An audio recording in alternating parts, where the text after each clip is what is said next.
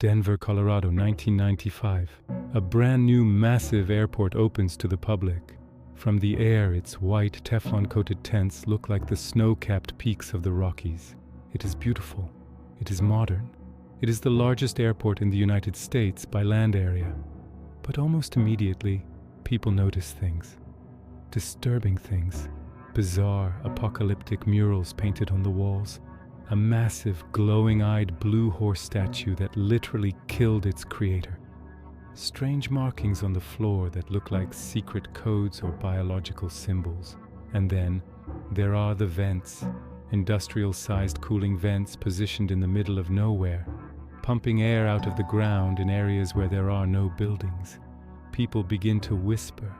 They talk about massive tunnels stretching for miles. They talk about hidden bunkers built for the global elite. They talk about a secret city buried deep beneath the baggage claims and runways. A new world order headquarters, waiting for the end of the world. Is Denver International Airport just a travel hub? Or is it the most elaborate cover-up in American history?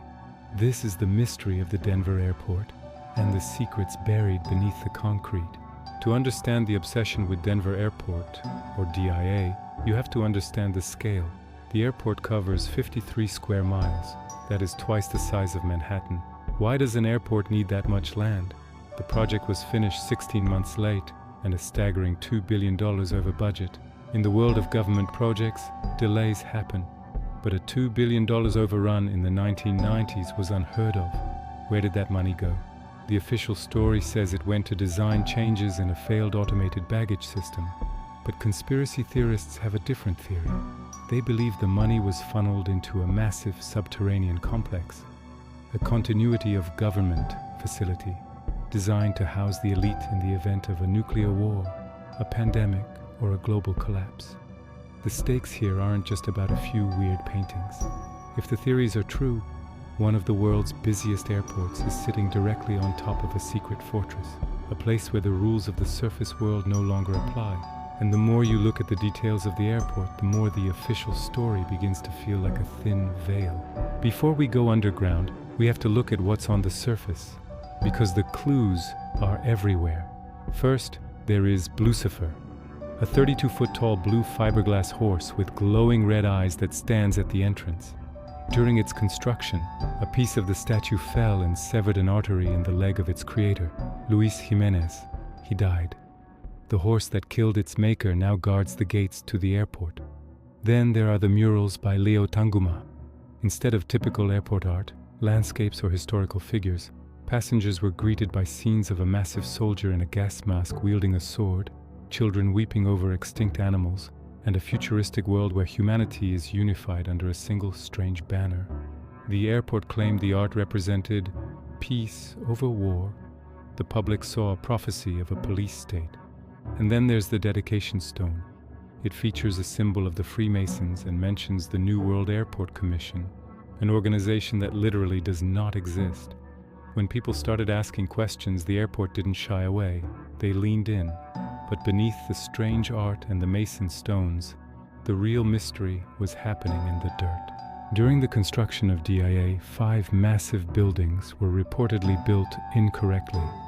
The official records say these buildings were not up to code, so instead of being demolished, they were simply buried.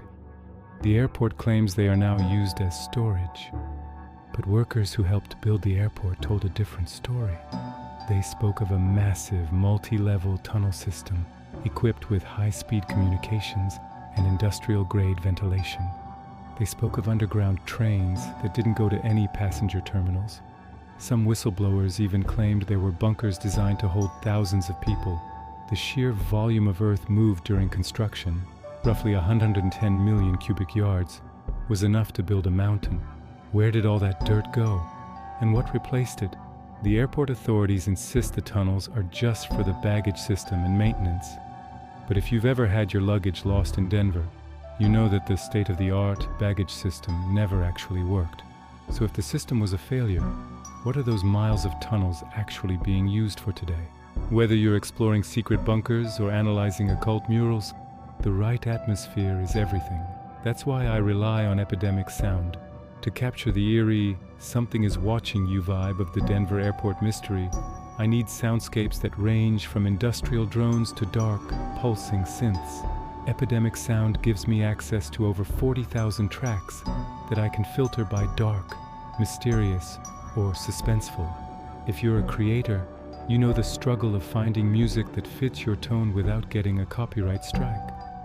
With Epidemic, one subscription covers all your channels. You can even download stems, which means if I like a track but want to remove the drums to make it creepier, I can do it with one click. It is the ultimate toolkit for high-quality storytelling. Check out the link in the description to start your free trial and find the perfect soundtrack for your own deep dives. Now, let's head back to the tunnels. As the theories grew, they moved from government bunkers to something even more bizarre. In the early 2000s, reports began to surface of strange noises coming from beneath the baggage levels. Some claimed to see lizard-like figures or greys in restricted areas. The theory? The underground city isn't just for humans. It's a joint human extraterrestrial base. Similar to the legendary Dulce base in New Mexico, conspiracy theorists pointed to the airport's unusual swastika-shaped runway layout, which the airport says is designed for optimal wind flow, as an occult signal to the stars. Then there are the markings on the floor. One bronze plate in the floor contains the symbols Au and Ag, the chemical symbols for gold and silver. Simple, right? Colorado has a mining history, but theorists pointed out that one of the airport's biggest sponsors was a discovery of a new strain of hepatitis called Australia antigen. The abbreviation, OAGU, was the airport secretly bragging about biological warfare. The airport staff eventually decided to fight back, with humor. They started putting up posters during renovations that showed aliens in hard hats with the slogan, "What are we doing? A, building an underground city. B, remodeling the bathrooms. C, improving the lizard people's lair." It was a brilliant PR move. By making it a joke, they made the truth seem impossible. But for those who have seen the storage areas, the joke isn't very funny. In the center of the Great Hall, there is a time capsule buried under the Masonic stone. It is scheduled to be opened in the year 2094, but many believe the capsule contains more than just a few newspapers and photos. They believe it contains the blueprint for what the world will look like after the Great Transition. Interestingly, during the 2020 pandemic, the Denver airport became a focal point again. As air travel plummeted, rumors swirled that the underground facilities were being activated. People pointed to the secret construction happening behind massive temporary walls. The airport claimed they were just modernizing the Great Hall, but skeptics noted that the renovation cost hundreds of millions of dollars and involved digging deep into the foundation. Why dig into the foundation of a 25-year-old building just to move some ticket counters? Unless, of course, you aren't moving ticket counters. You're expanding the infrastructure for what lies beneath. So, what is the reality of Denver International Airport? The tunnels do exist. That much is fact. There are miles of subterranean passageways, many of them abandoned or unused, leftovers from the failed baggage system. There is a massive underground train system that keeps the airport functioning. Is there a bunker for the president? Probably. Most major infrastructure projects built with federal funds during the Cold War era included co-op, continuity of operations facilities. But is it a city for the New World Order? The airport officials say the weird murals were removed or put into storage because they were dated. They say the swastika runways are just the most efficient way to land planes. They say the $2 billion overrun was just government incompetence. In 2018, the airport even installed gargoyles that talk to passengers, jokingly telling them about the Illuminati. The airport has turned the conspiracy into a brand. But even with all the jokes and the PR, the questions remain. Why the weird art? Why the massive budget? And why does a city of 700,000 people need an airport larger than some small countries? The mystery of Denver International Airport is a perfect reflection of the modern world. It's a place where the line between public service and secret agenda is blurred. Maybe there isn't a city of lizard people beneath the terminals. Maybe it's just a very expensive, poorly planned airport with some questionable taste in art.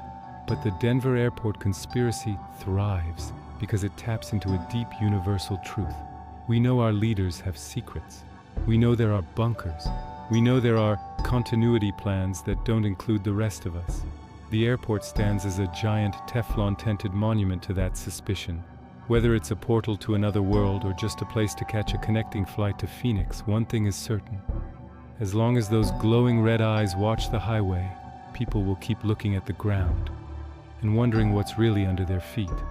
Next time you're waiting for your bags in Denver and the belt takes just a little too long to start, just ask yourself, where did that bag actually go? And who or what might have seen it first?